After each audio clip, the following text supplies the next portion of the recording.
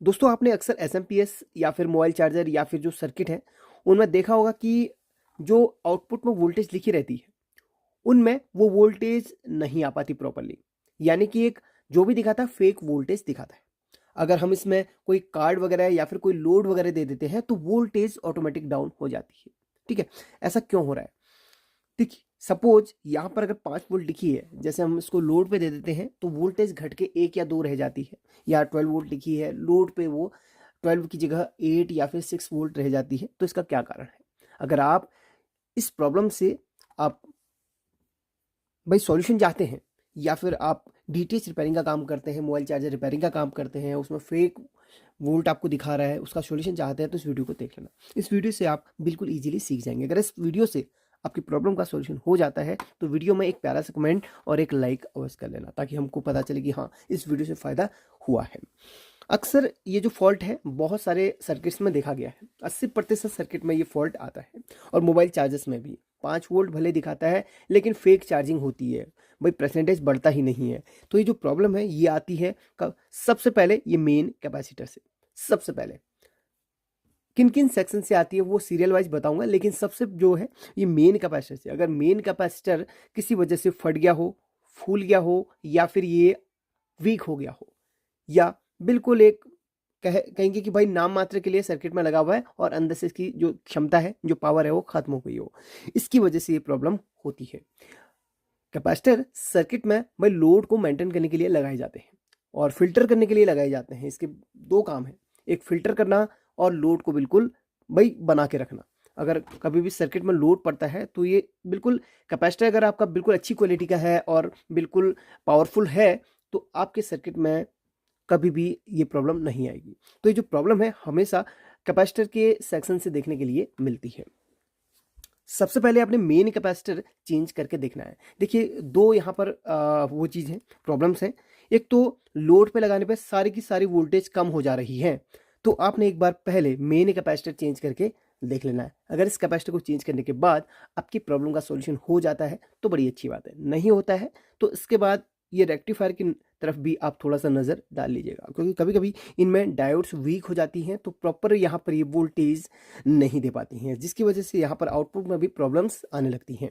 ये रहा primary section का फॉल्ट। इसमें दो सेक्शन होते हैं, एक प्राइमरी सेक्शन होता है और एक सेकेंडरी सेक्शन होता है। प्राइमरी सेक्शन से कैपेसिटर और ये डायोड्स का प्रॉब्लम देखने के लिए मिलता है, और जो सेकेंडरी सेक्शन है इनमें भी बिल्कुल वही कैपेसिटर और डायोड का फॉल्ट देखने के लिए मिलता है। जैसे यहाँ पर आपको 4 कैपेसिटर दिख रहे होंगे। ये चारों कैपेसिटर हर एक वोल्टेज के लिए लगे हुए हैं।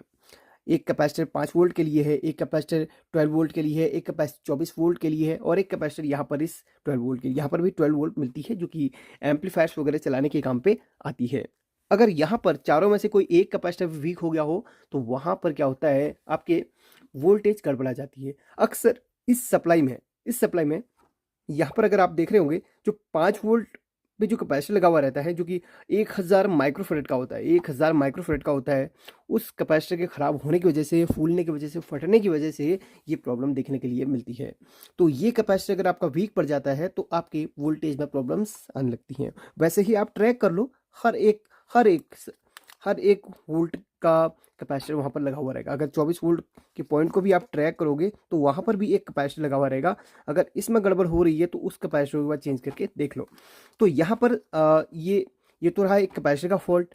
अगर कैपेसिटर भी आपको बिल्कुल सही दिख रहे हैं, अगर आपको लगता है कि यार कैपेसिटर में कोई भी प्रॉब्लम नहीं है, तो उसके बाद डायोड्स को आपने देखना रहेगा। यहाँ पर आप देख रहे होंगे 1 2 3 4 5 6 डायोड्स लगी हुई हैं। वो सभी डायोड ये जो एसएम ट्रांसफॉर्मर है, जो चोपर है, इसी से आपके यहाँ पर आती है। ये डायोड्स इसी से कनेक्टेड होती है और इन्हीं डायोड से होते हुए वोल्टेज इन कैपेसिटर तक पहुँचती है। तो ये डायोड्स भी अगर वीक पड़ जाती हैं, डायोड्स कोई ओवरहीट हो रही है, देख लो ओवरहीट कोई हो रही है या फिर कोई वीक पड़ गई हो, तो इन डायोड्स की वजह से भी आपकी वोल्टेज में प्रॉब्लम्स आने लगती हैं। ये जो डायोड्स हैं, हर एक डायोड हर एक वोल्टेज के लिए लगी हुई है। जैसे एग्जांपल के मैं इस डायोड को अगर ट्रैक करूं तो सबसे बड़ी वाली डायोड इस चोपर के सबसे पहले वाली पिन से कनेक्टेड है। मैं ब्राइटनेस बढ़ा देता हूं थोड़ा सा, यहाँ से कनेक्टेड है और ये जो है यहाँ से यहाँ तक आ रही है। इसके बाद ये इस कैपेसिटर से कनेक्टेड है और जो कैपेसिटर है हमारा यहाँ से होते हुए इस 5 वोल्ट के पॉइंट पे आ रहा है। और इसी 5 वोल्ट से 2 डायोड लग के 3 वोल्ट बनती है। वैसे बेसिकली पहले बता चुका हूँ, लेकिन इस चीज़ को मैं यहाँ पर आपको स्पेशली बता रहा हूँ कि हाँ, इन डायोड से और इन कैपेसिटर से जो है प्रॉब्लम्स होती है। अगर यहाँ पर एक चीज़ और बहुत सर्किट्स में देखी गई है, कभी कभी कैपेसिटर और डायोड और ये कैपेसिटर सब कुछ सही रहता है, फिर भी हमारे 3.3 या फिर 5 वोल्ट के पॉइंट्स में प्रॉब्लम आने लगती है या वोल्टेज में प्रॉब्लम आने लगती है। ये किस लिए होता है? ये होता है यहाँ पर एक कॉइल की वजह से। बहुत बार मैंने देखा कि ये कॉइल अंदर से भाई कॉइल का भाई रेजिस्टेंस बढ़ जाता है, कॉइल का रेजिस्टेंस बढ़ता है, कॉइल में प्रॉब्लम आने लगती है। तो ये कॉइल की वजह से भी भाई प्रॉब्लम सॉरी वोल्टेज कम हो जाती है, ड्रॉप होने लगती है। या तो आप इसकी जगह पे कॉइल लगा लो, अगर है अवेलेबल है तो कॉइल लगा लो, नहीं है तो इन दोनों कॉइल के पॉइंट को शॉर्ट कर लो। ये एक कॉइल है, ठीक है। तो यहाँ पर ये 3-4 कारण यहाँ पर देखे गए हैं वोल्टेज के। और भाई कभी कभी यहाँ पर ये आपको ये ट्रांजिस्टर टाइप का दिख रहा होगा ना, इसमें भी प्रॉब्लम आ जाती है। ये TL431 नंबर का, देखिए मैं आपको थोड़ा सा मैं जूम करके दिखाना चाहूँगा, अगर जूम हो जाता, हाँ आपको दिख रहा होगा। TL431 नंबर का यहाँ पर एक ट्रांजिस्टर लगा हुआ है। असल में ट्रांजिस्टर नहीं है, ये भाई जेनर है, जेनर डायोड। जी हाँ, तो जेनर आपने देखा हो ना, रेड कलर का होता है, बट ये भाई ये एडजस्टेबल जेनर है। इसके बारे में आप चाहे तो नेट पे पढ़ सकते हैं, मैं वैसे वीडियो बना चुका हूँ। ये एडजस्टेबल जेनर के भी में भी प्रॉब्लम आने की वजह से ये जो है वोल्टेज का प्रॉब्लम देखा गया है, कुछ कुछ सर्किट में मैंने इसमें देखा है। तो ये चीज़ें हैं। तो अगर आपके इसमें भी प्रॉब्लम आती है तो इन इन जगह पे आप देख सकते हैं, इन इन कंपोनेंट्स को चेंज करके देख सकते हैं।